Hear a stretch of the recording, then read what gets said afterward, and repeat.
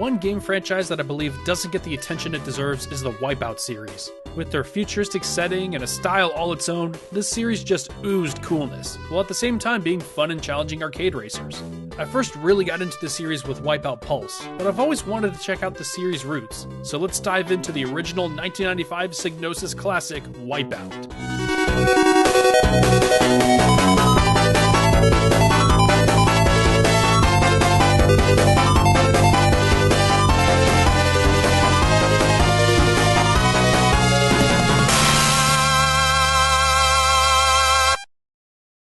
Originally released on the Sony PlayStation in 1995, Wipeout arrived on the Sega Saturn in 1996.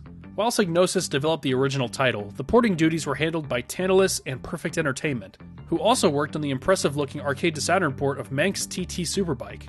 You got your standard selection of Grand Prix, single race, and time attack modes, with multiplayer races being unfortunately out of the picture.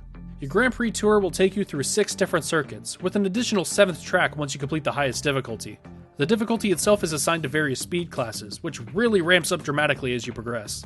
The most important choice you have to make is team selection. There are 4 teams to choose from, each with 2 different pilots: AG Systems, Aurocom Research, Kyrex, and Physar. Each team's machines handled very differently from one another, which they delve into more in the instruction book if you're looking for some statistics. Each machine excels in different areas of top speed, turning, etc. I just pick a machine and stick with it. I went with Aurocom Research, but I'll always be an Osagai Loyalist, baby! Once you've chosen your racer, it's off to a loading screen that shows you... Oh, okay, that was quick. Anyways, your race begins. Right away you'll notice that this game is very unforgiving. As you come to grips with controlling your craft and learning the tracks, you're going to be hitting a lot of walls. And you won't be grinding against these walls, oh no.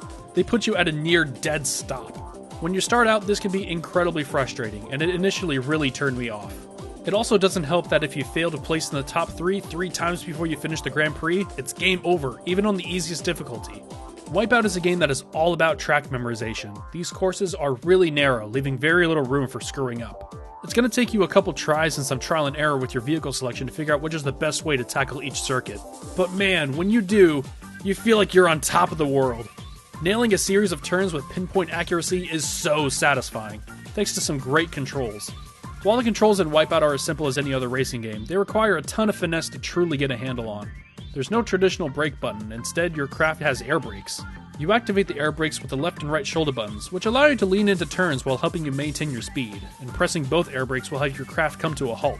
Learning the tracks and knowing when and where to nail those turns isn't just crucial, it's necessary. This game will kick your ass if you don't get it perfect. But the more you play, the more you'll want to strive for perfection. It begs you to break these tracks. Another big component to Wipeout is the use of Mario Kart-style weapon pickups. You'll find boost and weapons pads scattered all around the track that you can drive over. Weapons can range from offensive missiles, defensive shields, to massive speed boosts. The icons are a bit obtuse at first for each pickup, and it took me a while to figure out which weapon was which. Apart from the racing, the most crucial element to Wipeout is its presentation. The series has always carried with it this unique stylistic aesthetic, from the music, the menus, the iconography, to the graphics themselves. It just oozes style, and for a game this old, the visuals hold up incredibly well. There are some downers though, like how the frame rate is worse than its PS1 cousin, and how the resolution on the textures aren't that great, but the aesthetic still shines through, and on the Saturn, this game still looks pretty stunning for the platform. Also, as I briefly mentioned earlier, the load times are surprisingly snappy, allowing you to get in and out of races quickly.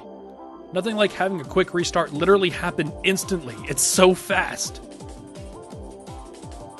The original Wipeout is a game that manages to impress me all these years later. Its great sense of style and satisfying controls make it a game that stands the test of time, and it helped lay the groundwork for one of the best racing game franchises in history.